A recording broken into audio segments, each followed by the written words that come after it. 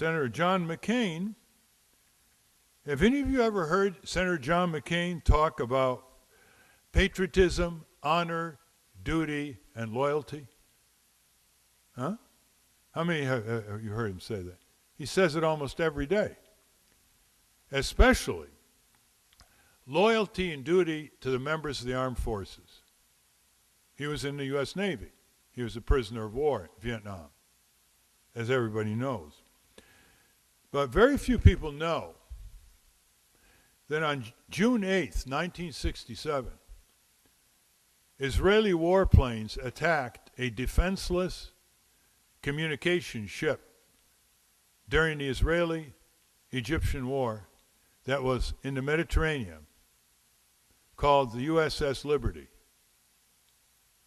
Although the Israeli military positively identified early that morning that ship as an American ship, they claimed later that they didn't have the right location where the Liberty was.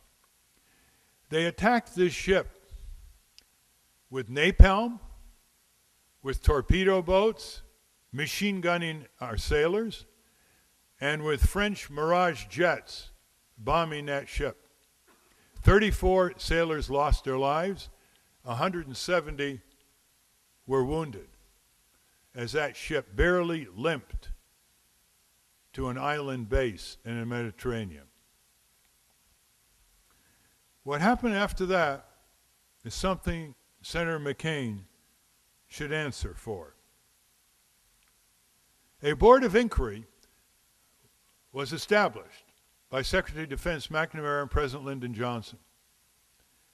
It reported in a mere 10 days, on June 18th, 1967, that it was an accidental attack by the Israeli Air Force. This has been proven false again and again. The head of that board of inquiry was Admiral McCain, John McCain's father, who was ordered to come out with the conclusion that it was accidental. The plane happened to be a communications plane. It's called a signal intelligence platform ship loaded with electronic radar gear. In other words, it intercepted electronic communications. And the Israelis, it is believed, attacked that ship because the U.S.S. Liberty was intercepting their electronic communications in terms of what areas they were going to bomb in Egypt and Syria and so on. What's interesting about this is that the chief attorney who helped the military investigation, Captain Ward Boston, later recanted. And he said that he stayed silent for years because he's a military man and, quote, when orders come, I follow them, end quote. He basically said it was not accidental, it was deliberate.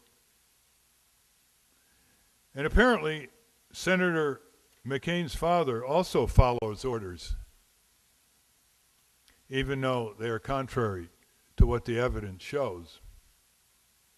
Do you know the last time we had a big trial of people who followed orders and we said, you're not going to get away with that? It was the Nuremberg trials. Under international law, which we created, it is no longer an excuse for any military officer or soldier to do bad things and say, I was ordered to do it. Under international law, they can disobey, and they're supposed to be protected.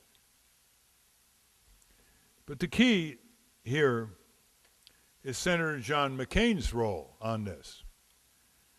When a book came out recently saying that it was an accidental Israeli attack, it was a book written by the other side,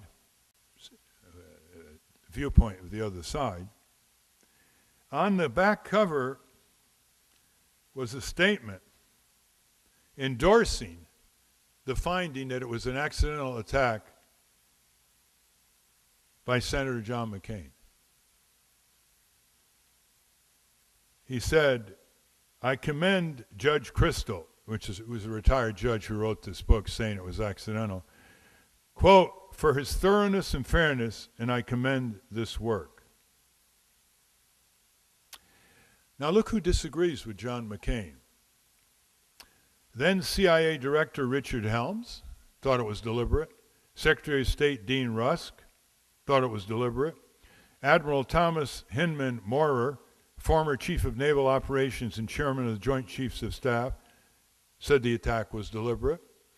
And the chief aide to President Truman in 1947, Clark Clifford, who helped create the State of Israel, thought it was deliberate. I call on Senator John McCain to tell the American people immediately to vindicate the truth in honor of the fallen and the wounded.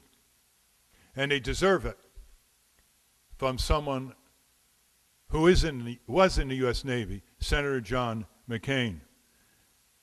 Do you, Senator McCain, agree with the Secretary of State at the time? Do you agree with the CIA Director at the time? Do you agree with your Admiral, Thomas Maurer, former Chief of Naval Operations and Chairman of the Joint Chiefs of Staff, that the attack by the Israeli Air Force and Navy was deliberate on the U.S.S. Liberty? The question for Senator McCain is the following. He has made a big deal out of his honor, his duty, his patriotism, and especially his loyalty to all the members of the armed forces, past and present. The question for Senator John McCain is this.